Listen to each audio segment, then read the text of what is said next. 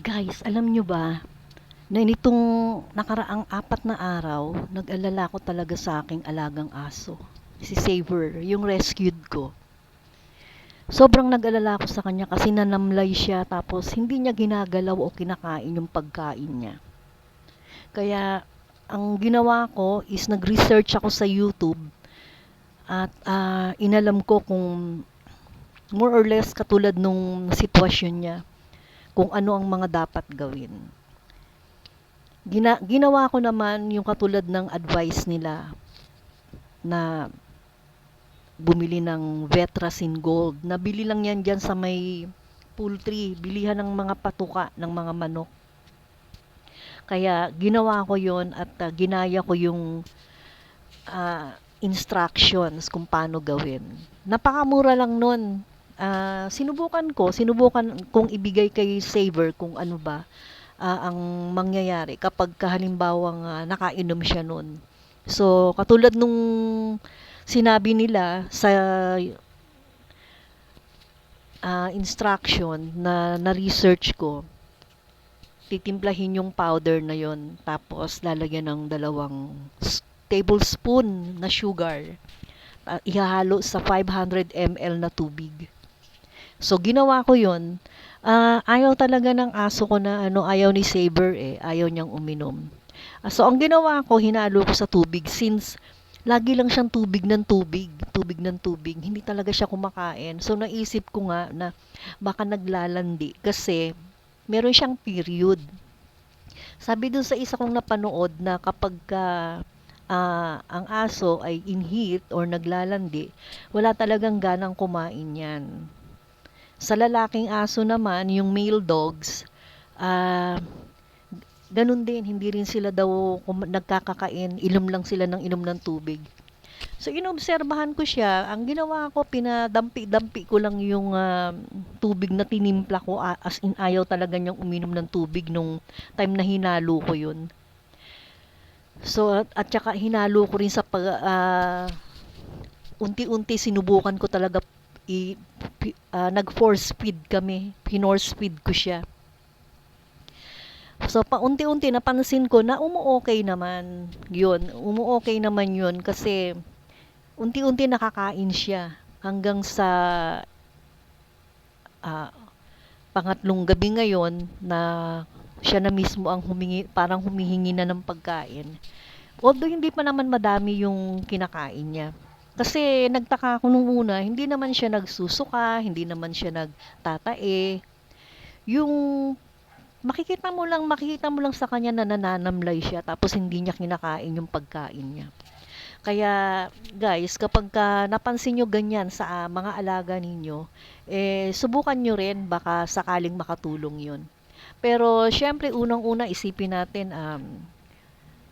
kailangan natin silang ipakonsulta sa veterinaryo dahil baka mamaya may mas malalim na dahilan.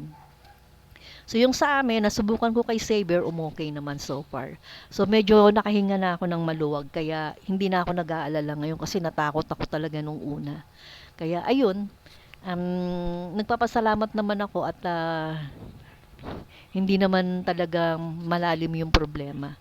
Ganun lang pala yun. Kasi first time na naman nangyari sa akin yung ganun. Nakita ko yung alaga ko na nananamlay. Mukhang may sakit. Siyempre si Saber nasa 8 years. No, 8 years old na si Saber ngayon. Pero bata-bata pa naman. Kaya pa naman niyang lumaban. Ayun. Kaya sana ito yung nakatulong sa inyo. Kaya sakasakali na magkaroon kayo ng parehong problema ko, subukan nyo din. Mabibili lang yan dyan sa mga patuka. Sa akin, nabili ko yung 25 pesos. Vetracin Gold. Isang pack lang. Yun, tapos titimplahin mo sa 500 ml na tubig.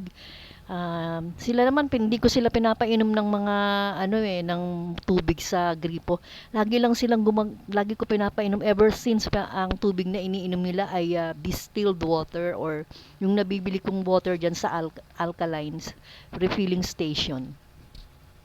So yun lang guys, sana kung meron kayong mga konting problema, pero obserbahan nyo muna ang mga alaga ninyo. Baka mamaya iba na yung kaso nila.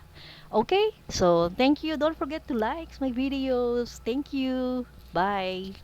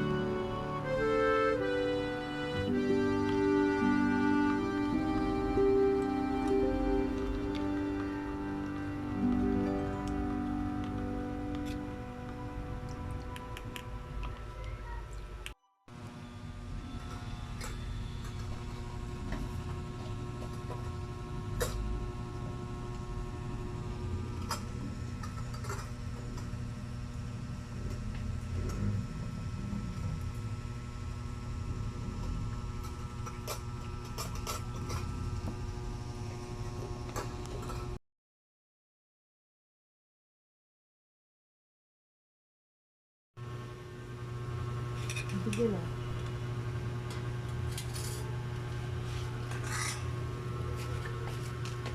No, bigyan. Wait.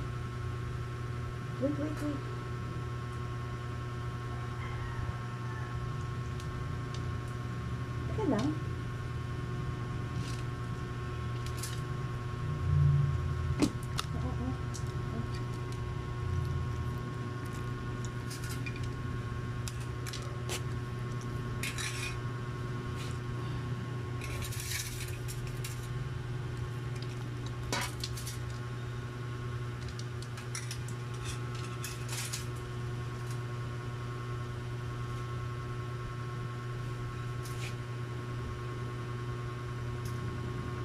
Ikaw, para ganahan, ikaw, kain.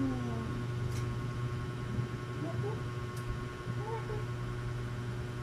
Nilablab mami yan.